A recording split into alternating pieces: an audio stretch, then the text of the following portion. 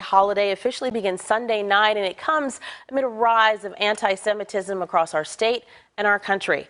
The FBI reports 63% of all religious hate crimes in the U.S. are motivated by anti-Semitism. And right here at home, you may recall throughout the fall, swastikas were found on the campus of Sacramento State and near UC Davis. Joining me now live to discuss all of this, Rabbi Ben Herman of the Mosaic Law Congregation in the Arden area. Rabbi, happy Hanukkah to you and welcome to Fox 40 News at 11. Happy Hanukkah. It's such a pleasure to be here. Thank you. Thank you very much. First and foremost, what do you think must be done to stop this uptick in hatred that we've been seeing? I think that we need to get to know one another.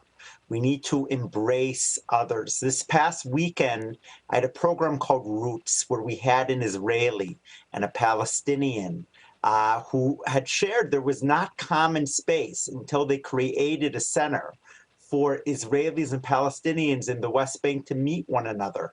And we need to do the same on a local level. The more partnerships we have, the more opportunities we have to get to meet people of other faiths and other backgrounds.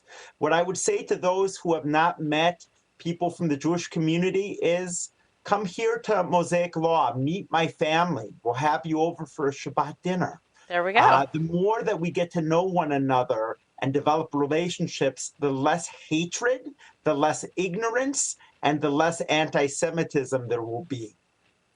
A just released USA Today Suffolk University poll found 74% of Americans, nearly 3 out of 4 people, say they're concerned about the rise in hate speech in this country, and nearly half, 49%, are very concerned.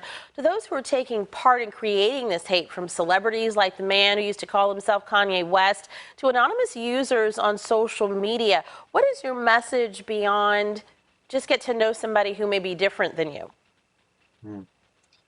My message is really centered on the importance of not getting to know and having relationships is the first step, but there needs to be a second step.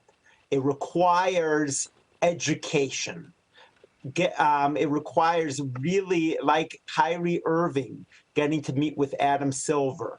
It requires the man who you refer to as Ye really having opportunities, which he might have and might be turning down, to get educated about other faiths. But it's more than that, as you said. We need to have rallies against hatred of all types. And the more faith-based groups or groups of people of different ethnicities, like Sacramento ACT, like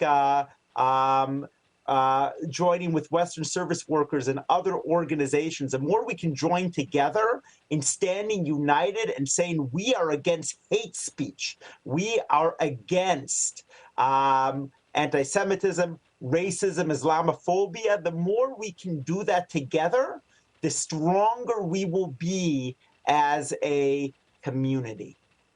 As the Jewish community gets ready to celebrate the start of Hanukkah, often referred to as the Festival of Lights because of the limited amount of oil that kept candles burning in the temple in Jerusalem years ago, what are some of the lessons this ancient observance can teach all of us now in these times? I'm so glad you asked that question, because Hanukkah is about resisting assimilation. In other words, not assimilation by choice, but being forced to adopt another group's way of life. In this case, the Syrian Greeks forcing Hellenization. A small but mighty group, the Maccabees, stood up and said, no, we are not going to stand for this. And even though they were few against the many, they prevailed. You're seeing those images of the public Hanukkah lightings, which we do have in our community as well, because we're supposed to publicize this miracle.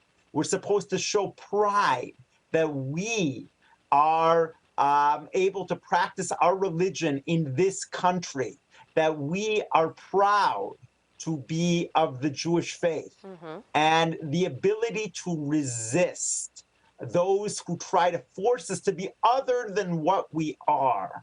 That is really what the message of Hanukkah is all about. And that differences can be acknowledged and respected and celebrated. It's not that I just want to be different and I don't want to have anything to do with you, but those differences make sort of the tapestry of the community better. Finally, I understand Hanukkah, not just about presents for the kiddos, but also some delicious food. So I have to ask you, what's your favorite, Rabbi? Those jelly-filled donuts or the potato latkes? What is it? I'm so glad you asked that, and I just want to mention we have a multi-faith panel where we celebrate differences at our synagogue on January 8th.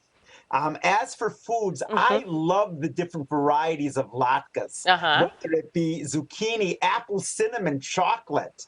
But I also come to love a food from Middle Eastern or Sephardic background, which is bumelos, which is fried dough drizzled with honey. Ooh. Not one of the things you generally think about because we are European centric, but it's a delicious food that I hope people will have the chance to enjoy this Hanukkah beginning Sunday night. All righty. We know lots of celebration, many nights ahead, 8 full nights for Hanukkah. Thank you so much for coming in this morning to share your message with us about this celebration, how it ties us to the past, and maybe how it can help inform the future as we all move forward together. We appreciate you. Thank you so much.